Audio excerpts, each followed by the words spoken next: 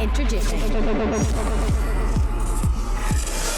Ireland's hip-hop culture in 2020 is stronger than it's ever been. This week, in part 2 of our Evolution of Hip-Hop in Ireland documentary, journalist and blogger Dylan Murphy catches up with Dublin's JyellowL, Blind Boy from the Rubber Bandits, and God Knows. ATL. Introducing. My name is Dylan Murphy, and this is the second instalment of the Evolution of Irish Hip-Hop. As we heard in part 1, the music being made in Ireland was plagued by a number of issues. The scene lacked diversity, and it wasn't appealing to people beyond its small, fragmented confines. It was seen as inauthentic by many, cringy by others, and for the most part, hip-hop in Ireland just wasn't taken seriously. It's not to say there wasn't good music being made, but the media had no interest in covering it, and the internet didn't exist in the same way as it does today. Last week we had Maverick Sabre talk about many of those important figures that laid the groundwork, and we left things just before 2010. The first real watershed moment since Irish hip-hop pioneer's Scary Era was about to happen, and it came in an unlikely package. Comedy duo, the Rubber Bandits. And Dad gave me said he'd bring me in his sofa roll. So what the suck would make you think I'd wanna go with Joe? I says, fuck your mind, the civic, I've a horse outside. I have a horse outside, and Mitsubishi, I've a horse outside. If you're looking for a ride, I've a horse outside. You heard Blind Boy talk in part 1. He initially started as one half of the comedy duo, and he had an idea of how to solve some of Irish hip-hop's problems. Here he is explaining his thoughts. How do you make banging Irish rap that doesn't make you cringe? And for me, the way to do it was you introduce humour, because Irish people are funny and Irish people are self-deprecating, and we don't do sincerity very well. Culturally, we don't do sincerity. We're absurd. How we speak is absurd. We speak Hiberno English. We contradict ourselves. So absurdity and humour for me was the way, because I just wanted to be a rapper. I had these beats inside me and this desire, the both of us did, to put something out, but to not have something that's cringy. So comedy was the way to go. But that then has its downside, because when you create any music that is funny, it tends to lose its artistic credibility and value for some reason that I can't understand. It's utterly absurd that that's the case, but I can't understand why it is the case.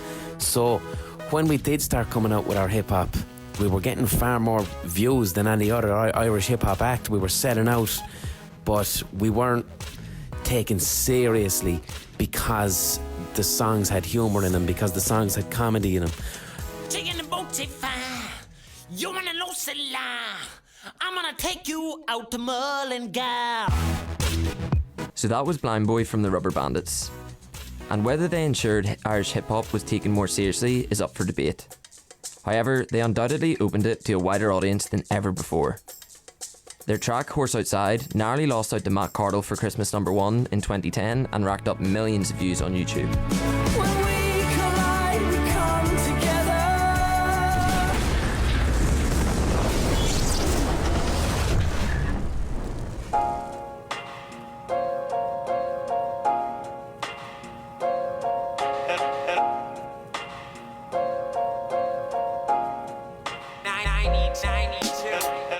An important thing to note is the medium of their rise.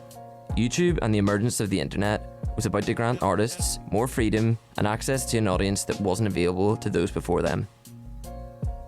With music from across the globe at our fingertips, it was inevitable that sounds born on the internet would take hold.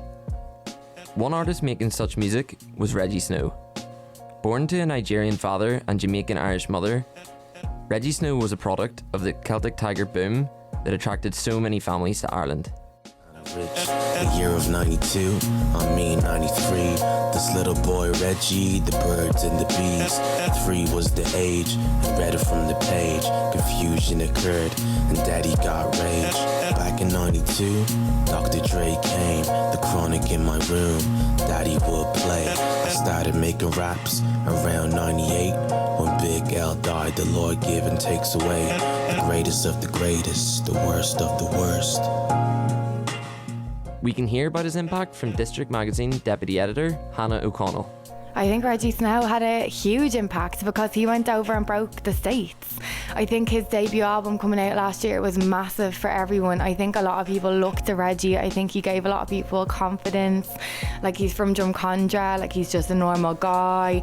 And he is on a level now where it's like world stage, and I think like there definitely was a conception that Irish hip-hop was cringy because we're Irish. 92 dreams, 92 kids, 92 queens, 92 kings, 92 boys, 92 girls, 92 beats, and 92 world. Even if the wider scene at home wasn't yet bustling, many of the problems existing in the 2000s were beginning to dissolve.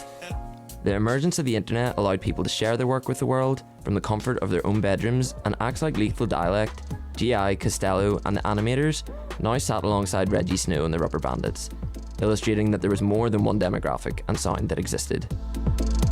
This was all happening against the wider societal developments in Ireland surrounding the Irish identity, as explained by Kildare rapper JyellowL. Yo, what's up guys, I'm JyellowL, coming out of the Republic of Ireland. I make music. More specifically, I make hip-hop music. There's so many versions of Irishness and so many variations as well. So that obviously is spilling over into the music of being an Irish artist or Irish hip-hop artist as well. Even someone that's performing with me today, Lethal Dialect, he's from a completely different reality to me. But we're both Irish hip-hop artists, you know what I mean? But we embody different cultures and we symbolize different things as well. So, but we're Irish hip-hop artists. With this in mind, we can look at the next big watershed moment. In 2016, Southwest hip-hop trio Rusangano Family won the RTE Choice Prize for Album of the Year. And it was intrinsically linked with this evolving conception of Irishness. With God Knows and Merle hailing from Zimbabwe and Togo originally, they represented the modern immigrant experience in Ireland and told their story in an authentic way. So you gotta turn the lights on, live a life on for the life that he live. So you gotta turn the lights on, live a life on for the life that she live. So you gotta turn the lights on, live a life on for the life that they live. So you gotta turn the lights on, let it shine on the life that you live. So you gotta turn the lights on, live a life on for the life that he live. So you gotta turn the lights on, live a life on for the life that she live. So you gotta turn the lights on, live a life on for the life that they live. So you gotta turn the lights on, let it shine on the life that you live. Let's hear what God Knows has to say about winning the Choice Prize. I landed in Ireland in 2001, but at the same time that Drake dropped 2001. 13 years later, the album's done. Rusangano presents non-national with the Attitude Volume 1. We say that winning the Choice Music Prize, it just means that you can walk into certain doors and you can walk into certain rooms because you're afforded that respect. I would say that it was just one piece of the puzzle. That was Zimbabwe-born rapper God Knows. This industry recognition afforded them, and hip-hop in general, more respect and saw more publications and avid music fans finally take note.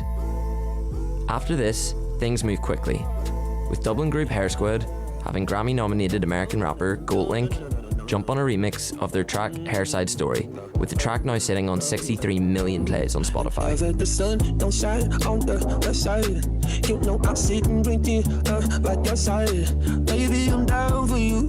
I'm down for you. Shit, baby, I'm down for you. I'm down for you. Whenever the sun don't shine on the west side. You know I sit and drink it like your side. Shit, baby, I'm down for you.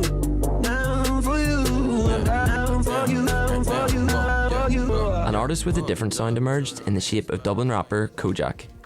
And alongside the likes of Hair Squad, Mango Mathman, Evans Jr. and Jafaris, he is considered one of the artists pushing hip-hop and generating a lot of interest within Ireland among young people.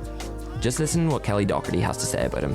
My name is Kelly Doherty and I'm a music journalist and DJ. Maybe I'm coming home with a prize big in my jacket. A pack of Johnny, some Jim Beam, we be making a racket. I just got off of the phone with the Lord and Savior himself. He told me the second coming, some little doubling actor. I'm on the phone to the majors, told him to suck my thumb a step ahead of a label. I put myself in my sleep.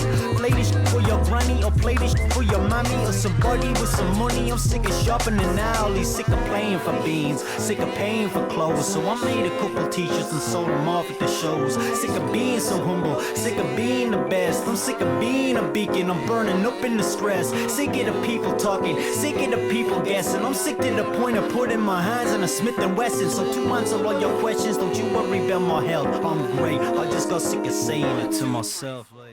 It would have been towards maybe the end of my second or third year in college. I started hearing a little bit of hype about acts. So, you know, you had stuff like Kojak that was breaking through. I think Kojak was probably the first time I was aware of it on like on a wider scale of this kind of Irish hip hop as a scene and its growth. And it was the first time I'd heard like my friends talking about it as opposed to like isolated kind of artists that broke through a couple of singles. So that would have been the first time really that I heard about it on a much wider scale. So I guess the general wave of hip hop that's happening at the moment. And while these acts weren't necessarily inspired directly by the past successes of the artists we spoke about, doors were most certainly opened by them. The beauty about the development of the scene is, if what you want isn't there, you can fill the void through a DIY approach. This is something Kojak did, as he explains. I didn't know much about the community, or really if it existed or if it didn't. I was just kind of making the music, recording it all myself, because I didn't have much people that I knew that I could kind of turn to do production for me. And I suppose it's just as you get involved with it and you start putting stuff out in the world, you realise there's a lot more people doing it than you think. You just have to kind of dig under the surface a little bit. Though of course there are obstacles, the internet allowed a more collaborative approach to hip hop in Ireland. It's a cool resource to have, and it's a cool kind of platform, because without it, like, I wouldn't have known any of the guys like Peter Bryan up in Belfast and Gap 2 from Cork and all the lads, and they make amazing music. I think the internet has allowed us to collaborate and, you know, make tunes via email, which is pretty ridiculous, but you know, it's the nature of things now. It's like people are very kind of like spread about. It's great to have some means of like keeping people together and actually creating that community. Kojak has since went on to support Slow Tie on a European tour and had his own UK tour. The Softboy Records crew had a Boiler Room show and a documentary made about them, illustrating the power of collaboration. Simultaneously, a truly diverse Irish scene has slowly been developing. I think it's safe to say I don't see any other way, baby. I put a lot in the safe that you unlocked for me back when I was young, dumb, effectless, lost, broke, rejected, cool, calm, collected. That's when everything connected. Another artist cut from a different cloth, doing equally impressive things, is Jafaris. He's performed on Jules Holland, had a hit with Joey Crooks, and is really pushing the envelope with his own brand of hip hop and R&B. He confirms the notion that Irish hip hop is beginning to become truly diverse. Love too early, 'cause you never listen and you love too early. I'm too early. Yo, it's Jafaris, aka Uncle Jaffa, no relation. It's looking like a scene, because everyone throws around the word scene, but it's like now we can kind of call it like a scene because there's many different people doing it. You get me? Before it was like a specific gender, specific color, specific kind of person who was making music, and that was accepted to make music. But now it's kind of like everyone that wants to make music is able to make music and able to expose it to the world, and people are able to say whether they like it or not, and it's for everybody. It's not just a small thing anymore, and I give credit to, I guess, social media for allowing that to be the case. You get me? My ride or die, and I cross my heart. This is where we start when you walk my way. Left the baggage on the floor. You want us and we want more. Don't you know I open doors when you walk my way? Crooksy told me not to fall in love too early. Percy never listened and he loved too early. From the cradle to the grave, the memories made early. Not too early. Irish MC God Knows summed it up well when asked what it means to be an artist in Ireland right now. What it means to be an MC in Ireland right now is much about originality as well as personality. You don't have to be one type of MC. I think before you kind of had to be part of a certain thing because there was only a certain type of people doing it, and that way was the way because any other way is a deviation. But now you can have certain different people who are being themselves, and for me, I respect that. I can only applaud that because I would hate to be so uniform. Like, I would hate for Irish rap to be so uniform. That would suck. Crossing borders at the station. You're turning water into wine. I can't believe it. I can't believe it. I can't believe it. This new diversity and interest has resulted in festival slots for artists, new media platforms like Dear Fact TV and New Era TV, and a diverse scene that ranges between kneecap who rap in Irish to drill artists who conceal their identity. Hip hop is at its most healthy position ever in Ireland. Next week in part 3, we'll look at where it goes from here. Can it sustain the interest? And what are the obstacles to international success? My name is Dylan Murphy, and this is the evolution of Irish hip hop. ATL. Introducing.